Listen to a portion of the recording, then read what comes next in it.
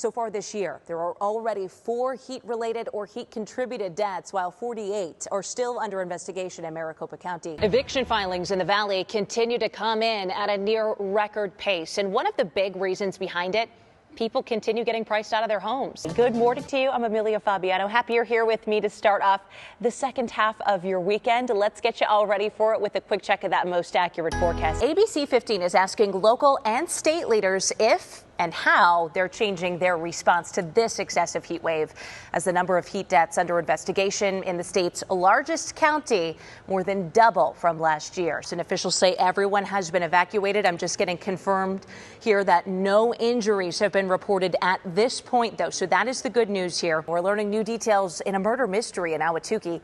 Police just announcing an arrest in the killings of 3 people. And we do have some new information coming into the newsroom. Right now, we're hearing more reaction from people who were at that rally in Pennsylvania. Take a listen. Biden did meet with a group of more than 20 Democratic governors yesterday, including Governor Katie Hobbs, in what was described as a candid discussion. These efforts have not stopped since that man went missing on Wednesday night after this partial building collapse. It's a dangerous and difficult mission that they are continuing on with now on day 2. So we do have an update to get you to here. Captain Todd Keller with Phoenix Fire Department joining me live here now. How did the overnight efforts here go? Where are we at this morning? And a lot of folks frustrated, anxious, trying to figure out what their next steps are. Some people have even been here since last night. I have Sarah Jopp here. I was just talking to her. You're trying to get to Austin right now. So tell me your story. When did you get here and what's going on now? Most of those wildfires, Pinal County officials say, were human caused. So in most cases, they are completely preventable. But hopefully as the sun starts to come up and things start, they are opening the barricade now. So it looks like this very first vehicle here is about to go through the Lukeville port of entry. Look at this. Everything's all set up here this morning. We've got the ladies from the Cardinals cheerleading team. We've got Big Red. And check out this massive beast here behind me, the Prime Time Grill. We're not far from downtown Phoenix right now, near 43rd Avenue and Portland here, a residential neighborhood off the main road. You can see this home across the street from us has some roof shingles that are pulled off, a lot of debris all over the roadway here. Tree branches snapped, some trees actually down in the area. And this home right across the street, we actually just talked to the woman who lives there. I've never seen it like this before. This is the first time something like this ever happened. Marie Lopez waking up to all this damage as the sun rose. My shed that I have stuff in it, all that collapsed. The roof, the fence, everything. Wow. It's just scattered. We can't even get in there right now. She says the storm started hitting her backyard hard around 8 Wednesday night. And then I heard it like raining really hard and my son was outside and all of a sudden he says, "Mom, don't come out." And I go, "Why?" And then he says, "The trampoline just flew over." He says, and the trees were falling like this. I was freaking out. I was like, what the heck is happening? An emotional morning as they figure out their next steps. Their AC out and window blown in too. APS line crews working overnight across the valley to restore power for thousands of customers. We even drove past 2 crashes at different intersections where traffic lights were out. Our phones were still ringing after midnight last night. We caught Derek Reinberg down the road from Lopez's house. He works with Priority Roofing. I actually had a homeowner that owned 3 homes follow me on the expressway to pull me over because we're that overwhelmed with work. He says this week alone, they've gotten about 1,000 calls across the valley. The force of the monsoon on full display. It's God's nature, you know? In Phoenix, Amelia Fabiano, ABC 15, Arizona. This is fascinating. Yeah, we know ASU's always innovating, but before we get going here, I want to show you something. It might not sound that out of the ordinary at first, but take a listen. Arizona State University is #1 in innovation. ASU is a comprehensive public research university, measured not by whom it excludes, but by whom it includes and how they succeed. Wow. All right, what do we think? I have Sounds chills. like me, right? Sounds a lot like you. Pretty spot on. Truth is, Wow. I've never said those sentences. That was AI generated Amelia voice speaking there. How creepy. It is creepy. Yeah. Not that we don't love you, but it is creepy. I know, but yeah, it sounds just like spot on. So a professor at ASU tells me it just took a quick search of my previous reporting stories online, the videos, 10 minutes of his time.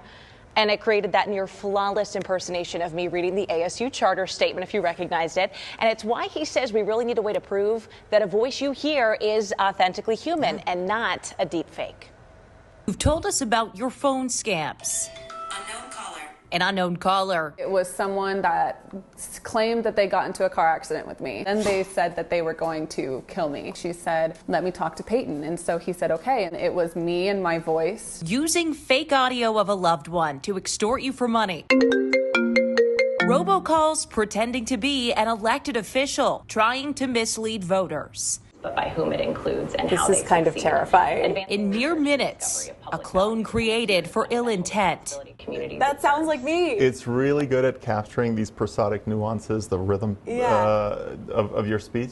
And it's exactly why we need technology to sort of combat this. It's the age of AI. We hear your questions. How do we trust what's out there? Visar Barisha is ASU's Associate Dean of the Fulton School of Engineering. The default to date has been trust. I think moving forward, the default is going to be skepticism. His team is trying to find an answer by looking at what AI cannot do. One thing that is for certain is that humans have a really unique way of producing speech. The way we breathe, the way our hearts beat, the way we use our tongues and vocal cords and lungs. Monitoring them all is called tracking our biosignals. Barisha's team uses them to prove a recording is human. What we've developed is a new technology that can authenticate the human origin of speech at the time of recording. It uses a radar to grab your biosignals and a microphone for your voice. I tried it out with my own voice. Growing well-kept gardens is very time-consuming. So if it was artificially intelligence generated,